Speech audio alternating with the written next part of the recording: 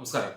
നമ്മളിന്ന് ഡിസ്കസ് ചെയ്യാൻ പോകുന്നത് ബാലഭാസ്കറിന്റെ അപകടം ശരിക്കും ആസൂത്രിതമായ ഒരു കൊലപാതകം ആണ്, ആസൂത്രിതമായ ഒരു അപകടമാണോ അതോ ആസൂത്രിതമായ ഒരു കൊലപാതകമാണോ എന്നാണ് നമുക്ക് ചിന്തിക്കേണ്ടത്. ബാലഭാസ്കറിന്റെ ആസൂത്രിതമായ ഒരു അപകടമാണ്. പക്ഷേ ഇത് മരണം സംഭവിച്ചത് അപകടത്തിന് ശേഷമാണ്. അല്ലാതെ അദ്ദേഹത്തെ കൊന്നതിന് ശേഷമല്ല ഈ അപകടം സംഭവിച്ചതെന്നാണ് നമുക്ക് സോബി പറഞ്ഞതും അപ്പോൾ പല ആളുകൾ പറഞ്ഞത്. ഈ സംഭവവുമായി ബന്ധപ്പെട്ട് പല ആളുകൾ പറഞ്ഞതും ലക്ഷ്മി പറഞ്ഞ അദ്ദേഹത്തിന്റെ ഭാര്യയായ ലക്ഷ്മി പറഞ്ഞതുമായിട്ടുള്ള കഥകളിൽ നിന്ന് നമുക്ക് മനസ്സിലാക്കാൻ കഴിയുന്നത്.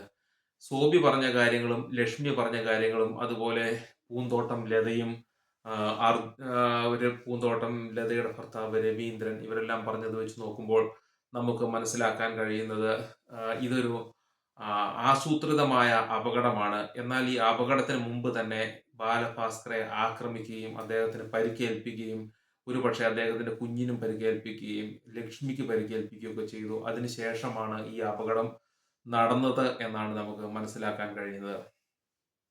സൂബി പറഞ്ഞിട്ടുള്ള വിവരങ്ങളും അപ്പോൾ നടന്നിട്ടുള്ള ഏതാണ്ട് സാഹചര്യങ്ങളും വെച്ച് നോക്കിക്കഴിഞ്ഞാൽ ബാലഭാസ്കർ ഏതാണ്ട് 23-ാം തീയതി വൈകിട്ട് 23-ാം തീയതി രാവിലെ 8 മണിക്ക് തിരുവനന്തപുരത്ത് നിന്ന് തൃശ്ശൂരിലേക്ക് പോവുകയും പൂജ നടത്താനും അങ്ങനെ മറ്റുള്ള കാര്യങ്ങൾക്കുമായി പോവുകയും അതിനുശേഷം ഒരു വിവാഹ പരിപാടിയിൽ എന്തോ പങ്കെടുക്കുകയും അതിനുശേഷം അദ്ദേഹം അവിടെ നിന്ന് അന്ന് അവിടെ റൂം എടുത്ത് താമസിക്കാൻ തീരുമാനിച്ചു. എന്നാൽ അവിടെ താമസിക്കാതെ ഉടനെ തന്നെ ഏതാണ്ട് രാത്രി 11:30 തിരിച്ചു പോരുകയാണ് ഉണ്ടായത്.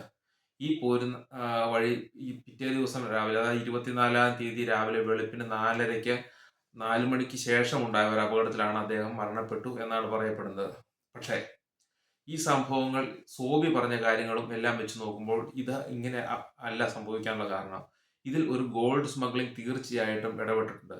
ബാലു തീർച്ചയായും ഒരു ഗോൾഡ് സ്മഗ്ലിംഗിൽ കാരിയറായിട്ട് പ്രവർത്തിക്കുന്ന ഒരു വ്യക്തിയാണ് എന്ന് നമുക്ക് ഏകദേശം ബാലുവിന്റെ സഹോദരി പറഞ്ഞ കാര്യങ്ങളൊക്കെ വെച്ച് നോക്കുമ്പോൾ നമുക്ക് മനസ്സിലാക്കാം. പ്രിയ പറഞ്ഞ കാര്യങ്ങളെല്ലാം വെച്ച് നോക്കുമ്പോൾ നമുക്ക് മനസ്സിലാക്കാം ഇദ്ദേഹം ഗോൾഡ് സ്മഗ്ലിംഗിൽ ഒരു കാരിയറായിട്ട് പ്രവർത്തിക്കുന്നു. തമ്പി, വിഷ്ണു തുടങ്ങിയവരൊക്കെ ഇതിന്റെ ഓപ്പറേറ്ററാണ്. വിഷ്ണു ഇതിന്റെ പ്രോഗ്രാം മാനേജർ, അതായത് സ്വർണം എങ്ങനെ കടത്തിക്കൊണ്ടുവരാം, എങ്ങനെ കൊണ്ടുവരാം, സ്വർണം എങ്ങനെ വാങ്ങിക്കാം എന്നുള്ള കാര്യങ്ങളെല്ലാം ചിന്തിക്കുന്നത് വിഷ്ണുവും ഇതിന്റെ ഫിനാൻസ് മാനേജ്മെന്റ് ചെയ്യുന്നത് ഏറെക്കുറെ തമ്പിയുമാണ്. അതുപോലെ ഇവരുമായിട്ട് ബന്ധപ്പെട്ട മറ്റൊരാളാണ് പൂന്തോട്ടം കുടുംബവും ഇതിന്റെ ഈ സ്മഗ്ലിങ്ങിന്റെ അഡ്മിനിസ്ട്രേറ്റർ ആയിട്ട് പ്രവർത്തിക്കുന്ന ആളുകളാണ്. അതുപോലെ ഈ സ്വർണം കടത്തിക്കൊണ്ടുവരുന്ന പണം മാനേജ് ചെയ്തിട്ട് പൂന്തോട്ടത്തിന്റെ അക്കൗണ്ടിലേക്ക് വരികയും അവിടെ നിന്ന് ഈ പണം ഡിസ്ട്രിബ്യൂട്ട് ചെയ്യുന്ന ഒരു പരിപാടികളൊക്കെ ഉണ്ട് ചെയ്യുന്നതാണ് നമുക്ക് മനസ്സിലാക്കിയിരിക്കുന്നത്. കാരണം ബാലഭാസ്കറിന് പൂന്തോട്ടത്തിൽ ഇൻവെസ്റ്റ്മെന്റ് ഉണ്ടെന്നും 10 ലക്ഷം രൂപ തിരിച്ചു കൊടുത്തു എന്നൊക്കെ അവർ ഇതിൽ നിന്ന് പറയുന്നു. ഈ കാര്യങ്ങളെല്ലാം വെച്ച് നോക്കുമ്പോൾ നമുക്ക് സംഭവം ഏറെക്കുറെ ഇങ്ങനെ ചെയ്യാവുന്നതാണ്. 23-ാം തീയതി രാവിലെ പൂന്തോട്ടം കുടുംബത്തിലെ ഒരാളായ ജിഷ്ണു, അതായത് ലതയുടെ മകൻ ജിഷ്ണു തിരുവനന്തപുരത്ത് വരുന്നു. അന്നേ ദിവസം 8 മണിക്ക് ബാലഭാസ്കറും ലക്ഷ്മിയും അവരുടെ മകളും പിന്നെ ഇവരുടെ ഡ്രൈവറായി പോകുന്നത് പൂന്തോട്ടം ലക്ഷ്മിയുടെ സഹോദരന്റെ ഭർത്താവായ സഹോദരന്റെ മകനായ അർജുനാണ്. അർജുൻ ലക്ഷ്മി അർജുന്റെ കുഞ്ഞമ്മയാണ്. ഈ അർജുനെ സംബന്ധിച്ച് പറഞ്ഞു കഴിഞ്ഞാൽ അർജുന ഒരുപാട് ക്രിമിനൽ കേസുകളിലൊക്കെ ബന്ധമുള്ള ഒരാളാണ്. അദ്ദേഹം ഭവനമോഷണം, ഭവനഭേദനം, അതുപോലെ ATM കവർച്ച, സ്വർണം പിടിച്ചുപറി, ഇങ്ങനെ ഒത്തിരി കാര്യങ്ങളിൽ പങ്കായാണ്. ഇത് ബാലഭാസ്കറിനും അറിയാവുന്ന ആളാണ്. ഇവരൊന്നിച്ച് ആണ് തൃശ്ശൂർക്ക് പോകുന്നത്, തിരുവനന്തപുരത്ത് നിന്ന് തൃശ്ശൂർക്ക് പോകുന്നത്. ഈ സമയം നമ്മൾ ചിന്തിക്കേണ്ട ഒരു കാര്യമുണ്ട്. പൂന്തോട്ടം കുടുംബത്തിലെ തന്നെ ജിഷ്ണു തിരുവനന്തപുരത്തുണ്ട്. അത് തമ്പിയുടെ കൂടെയാണുള്ളത്. അതിനുശേഷം ഇവർ പോകുന്നു, കാര്യങ്ങളെല്ലാം നടത്തുന്നു. സ്വർണം അന്നേ ദിവസം തന്നെ ഡിസ്ട്രിബ്യൂട്ട് ചെയ്യാൻ തീരുമാനിക്കുന്നു. അങ്ങനെ ബാലഭാസ്കറിന്റെ വണ്ടിയിൽ സ്വർണം കയറ്റുന്നു. ഈ വിവരം സ്വർണം എവിടെയാണ് വെച്ചിരിക്കുന്നത് വളരെ രഹസ്യമായിട്ടായിരിക്കും. ഇത് ബാലഭാസ്കറിനും പൂന്തോട്ടം കുടുംബത്തിലുള്ള ആളുകൾക്ക് മാത്രമേ, അല്ലെങ്കിൽ തമ്പിക്കും മാത്രമേ അറിയാവുള്ളൂ. ഇത് യഥാർത്ഥമായിട്ട് തിരുവനന്തപുരത്ത് എത്തിക്കേണ്ട ആളുടെ കയ്യിലെത്തി ആ പൈസ മേടിച്ച് ജിഷ്ണുവിന്റെ അക്കൗണ്ടിലേക്ക് ട്രാൻസ്ഫർ ചെയ്ത് അതിനുശേഷം അവർ ഡിസ്ട്രിബ്യൂട്ട് ചെയ്യുന്ന ഒരു പരിപാടിയായി ഓപ്പറേറ്റ് ചെയ്തിരുന്നതെന്നാണ് എനിക്ക് തോന്നുന്നത്. പക്ഷേ ഇതിനിടയിൽ ഇതിൽ വലിയ ബന്ധമൊന്നുമില്ലാത്ത ഒരാളുണ്ട്, അർജുനെ ഇതിൽ ഡ്രൈവറായിട്ട് നടക്കുന്ന ഒരാളാണ്. അദ്ദേഹത്തിന്റെ ഈ സ്മഗ്ലിങ്ങുമായിട്ട് വലിയ ബന്ധമൊന്നുമില്ല. പക്ഷെ അദ്ദേഹത്തിന് ഈ പിടിച്ചു പറിക്കാനും കാര്യങ്ങളൊക്കെ അദ്ദേഹത്തിന് നന്നായി അറിയാവുന്ന ഒരാളാണ്. തൃശ്ശൂരിൽ നിന്ന് സ്വർണം കയറ്റി വരുന്ന വഴി കൊടകരയിൽ വെച്ച് ബാലഭാസ്കറിന്റെ വണ്ടി തടയുകയും അതിൽ നിന്ന് സ്വർണം എടുക്കാൻ ശ്രമിക്കുകയും ചെയ്തു. പക്ഷേ ഇത് വളരെ രഹസ്യമായിട്ട് വെച്ചിരിക്കുന്നതുകൊണ്ട് സ്വർണ്ണം അവർക്ക് കിട്ടിയില്ല. അതുകൊണ്ട് ബാലഭാസ്കർ അവരുമായിട്ട് വാക്ക് തർക്കം ഉണ്ടാകുകയും ബാലഭാസ്കറെ ആക്രമിക്കുകയും അദ്ദേഹത്തെ ശരിക്കും ആക്രമിച്ച് പരിക്കേൽപ്പിക്കുകയും ചെയ്ത ശേഷം ലക്ഷ്മിയെ ആക്രമിച്ച് പരിക്കേൽപ്പിച്ചിട്ടുണ്ടാവാൻ സാധ്യതയുണ്ട്. അതിനുശേഷം അവർ വണ്ടിയിൽ കയറി ആണ് പോരുന്നത്. പോരുന്ന വഴി കൊല്ലത്ത് അവർ ജ്യൂസ് കുടിച്ചു എന്നൊക്കെ പറയുന്നുണ്ട്. അത് എത്രത്തോളം ശരിയാണെന്നൊന്നും അറിയത്തില്ല. അതിൻ്റെ കാര്യങ്ങളൊന്നും അറിയില്ല. എന്തായാലും ലക്ഷ്മി വണ്ടിയുടെ ഫ്രണ്ടിലിരുന്ന് കണ്ണടച്ചിരിക്കുകയാണ്. മോഷൻ പ്രശ്നമുള്ള കാരണം എന്ന് പറയുന്നു. ഇതെല്ലാം സ്വർണം കടത്തുന്നതിന്റെ ഭാഗമായാണ്. കാരണം സ്വാഭാവികമായിട്ട് സ്വർണം കടത്തുന്ന ഒരു വണ്ടിയിൽ ഫ്രണ്ടിൽ ഒരു സ്ത്രീയാണ് ഇരിക്കുന്നതെങ്കിൽ സ്വാഭാവികമായിട്ടും പോലീസുകാർ തടയാനുള്ള സാധ്യത വളരെ കുറവാണ്.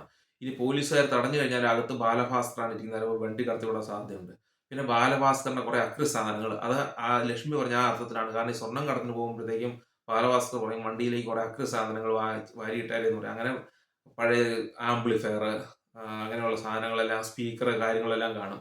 ഒരു വയലിനും കാര്യങ്ങളും എല്ലാം കാണും. അപ്പം ഇത് ചിലപ്പോൾ ഈ ആംപ്ലിഫയറിന്റെ അകത്തൊക്കെ വെച്ചായിരിക്കും ചിലപ്പോൾ സ്വർണം കടത്തുന്നത്. എങ്ങനെയാണെന്ന് നമുക്കറിയില്ല. എന്തായാലും ബാലഭാസ്കറിനെ ആക്രമിച്ച ശേഷം ആ വണ്ടി വന്ന് സോബി നീക്കുന്ന സോബി കിടന്നുറങ്ങിയെന്ന് പറയുന്ന സ്ഥലത്ത് രാമമംഗലോ അങ്ങനെ എന്തോ ആ സ്ഥലത്ത് അവിടെ വെച്ചാണ് സോബി കിടന്നുറങ്ങിയ പെട്രോൾ പമ്പിന് മുമ്പായിട്ട് സോബി ഈ വണ്ടി കാണുന്നത്. അവിടെ വെച്ചാൽ അതിൽ നിന്ന് വേറൊരു വണ്ടിയിൽ വന്ന ആളുകൾ അവിടെ വണ്ടി നിർത്തുകയും വണ്ടിയിൽ നിന്ന് ഈ ബാലഭാസ്കർ ഒന്നുകൂടി മർദ്ദിക്കുകയും അതിനുശേഷം വണ്ടിക്കകത്തിട്ട് പോയി. ആ സമയം പിന്നീട് ജിഷ്ണു ആയിരിക്കും വണ്ടി ഓടിച്ചത്. അങ്ങനെയാണ് പോയി യഥാർത്ഥമായിട്ട് ഇതൊരു ആക്സിഡന്റ് ആണെന്ന് വരുത്തി തീർക്കാൻ വേണ്ടി ഏതോ മരത്തിനിട്ട് കൊണ്ടിടിക്കുകയും ചെയ്തത്.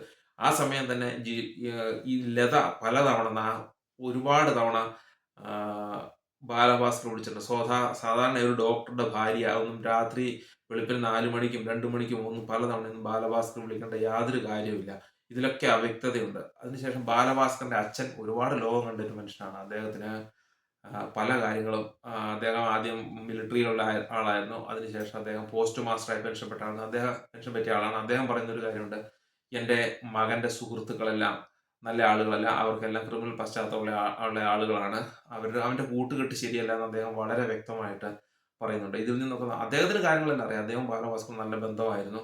പിന്നീട് ബാലഭാസ്കർ ഹോസ്പിറ്റലായിരുന്നപ്പോഴും ശരിക്കും ഈ പൂന്തോട്ടത്തിൽ കുടുംബത്തിന്റെ ഒരു ഇൻവോൾവ്മെന്റ് അദ്ദേഹത്തിന് സംശയം ഉളവാക്കിയിട്ടുണ്ട്. സ്വാഭാവികമായി അവരുടെ പെരുമാറ്റം ഏറ്റത്തിൽ എന്തെങ്കിലും സ്വാഭാവികമല്ലാതെ തോന്നുമ്പോഴാണ് മറ്റൊരാൾക്ക് അത് സംശയം തോന്നുന്നത്. എന്തായാലും പൂന്തോട്ടം ലതയുടെ പെരുമാറ്റത്തിലും അവരുടെ രവീന്ദ്രന്റെ പെരുമാറ്റത്തിലും ഒക്കെ ബാലഭാസ്കറിന്റെ അച്ഛൻ സംശയം തോന്നിയിരുന്നു.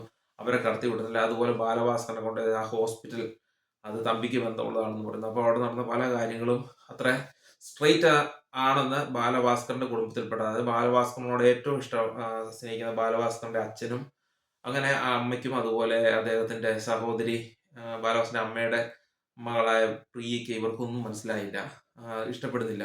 പിന്നീട് ഹോസ്പിറ്റൽ വിട്ടതിന് ശേഷം ലക്ഷ്മി വീട്ടിൽ ചെന്നപ്പോഴും പലതവണ ബാലഭാസ്കറിന്റെ അച്ഛൻ ഇവരുടെ വീട്ടിൽ ചെല്ലുകയും അപ്പോൾ തന്നെ ലതയെ അവിടെ എപ്പോഴും കാണാം. പക്ഷെ ലതയുടെ പെരുമാറ്റവും കാര്യങ്ങളൊന്നും ഇദ്ദേഹത്തിന് അത്ര ഇഷ്ടപ്പെടുന്നില്ല. എന്തിനാണ് ഇവരിവിടെ വരുന്നതെന്ന് ചോദിച്ചു കഴിഞ്ഞപ്പോൾ അതോടുകൂടി ലക്ഷ്മി അവരുമായിട്ടുള്ള ബന്ധങ്ങളെല്ലാം വിച്ഛേദിക്കുകയാണ് ഉണ്ടായത്. ശരിക്കും ഒരു ഡോക്ടറുടെ ഭാര്യയും കാര്യങ്ങളും എല്ലാം ഒന്നും ഇങ്ങനെ വേറൊരാളുടെ വീട്ടിലൊന്നും അട്ടിപ്പറ്റി നടക്കേണ്ട കാര്യമില്ല. അവർക്ക് വേണ്ട സഹായങ്ങളെല്ലാം ചെയ്തു കൊടുത്താൽ മതി. അതിന് പല കാര്യങ്ങൾ വേറെയുണ്ട്. കാരണം ഒരാൾ ഒന്ന് ചെയ്യുന്ന എന്തോ ബന്ധങ്ങളുണ്ട്, അല്ലെങ്കിൽ ലക്ഷ്മിയെ ഫുൾ ടൈം കൺട്രോൾ ചെയ്യുന്നു എന്നുള്ളതാണ്. സ്വാഭാവികമായും ഈ അപകടം ശരിക്കും പ്ലാൻ ചെയ്ത് തന്നെയാണ്. ബാലുവിനും ഇതിൽ ബന്ധമുണ്ട്, ലക്ഷ്മിക്കും അറിയാം ഇത് സ്മഗ്ലിംഗ് ആണ്. പിന്നെ അവരിത് പറയുന്നില്ലെന്നേ ഉള്ളൂ. കാരണം ബാലുവിന്റെ സോഴ്സ് ഓഫ് ഇൻകവും കാര്യങ്ങളും എല്ലാം ഉണ്ട്. ബാലുവിന് ഉപയോഗിച്ച സെലിബ്രിറ്റി ചാനലിലൂടെ സ്വർണം കടത്തുന്ന ഒരു പരിപാടിയായിരിക്കും ചിലപ്പോൾ വിഷ്ണുവും തമ്പിയൊക്കെ ആസൂത്രണം ചെയ്തിരിക്കുന്നത്. ഡിപ്ലോമാറ്റിക് ചാനലിലൂടെ രാഷ്ട്രീയക്കാർ സ്വർണം കടത്തുമ്പോൾ സെലിബ്രിറ്റി ചാനലിലൂടെയൊക്കെയാണ് ബാക്കിയുള്ള ആളുകൾ സ്വർണ്ണം, ഏതാണ്ട് 3000 കിലോ സ്വർണത്തിനടുത്ത് വന്നു എന്നൊക്കെയാണ് പറയുന്നത്. 300 കിലോ സ്വർണത്തിനടുത്തൊക്കെ വന്നു എന്നൊക്കെയാണ് പറയുന്നത്. എന്താണെങ്കിലും ഇത് ശരിക്കും ഒരു ആസൂത്രിതമായ ഒരു അപകടമാണ്. അല്ലാതെ ഇതൊരിക്കലും സ്വാഭാവികമായി നടന്ന അപകടമല്ല. ഈ അർജുന് ഈ കാര്യങ്ങളെല്ലാം അറിയാവുന്നതാണ്. അർജുൻ സ്വാഭാവികമായി പിടിച്ചുപറിയും അങ്ങനെയുള്ള പരിപാടികളാണ്. പക്ഷേ അർജുൻ ഒരിക്കലും പൈസ ഇൻവെസ്റ്റ് ചെയ്യുന്നതിനും സ്വർണം കടത്തിക്കൊണ്ട് വരുന്നതിനും ത്രാണിയില്ല. പക്ഷേ ഇത് പൊട്ടിക്കുന്നതിനും അതുപോലെ മോഷണം നടത്തുന്നതിനൊക്കെ നല്ല കഴിവുള്ള ഒരാളാണ്. ഈ രീതിയിലൊക്കെ അന്വേഷണം നടത്തിയാൽ സ്വാഭാവികമായിട്ട് ഇത് തെളിയും. ഇതൊക്കെ ചെയ്യാൻ നമ്മുടെ പോലീസുകാരെ കൊണ്ട് കഴിയുമെന്ന് അറിയത്തില്ല. കാരണം ഇപ്പൊ അന്വേഷിക്കുന്ന CBI 5 പോലെയാണ്. കാരണം CBI 5 CBI 5ന്റെ അകത്ത് ആശാസരത്ത് പറയുന്ന രീതിയിൽ ഈ കേസ് തെളിയിക്കാണ്ടിരിക്കാൻ വേണ്ടിയാണ് ഞങ്ങൾ CBIനെ കൊണ്ടുവന്നിരിക്കുന്നതെന്ന് പറഞ്ഞ രീതിയിലാണ് CBIയുടെ അന്വേഷണം ഇപ്പോൾ പോകുന്നതാണ്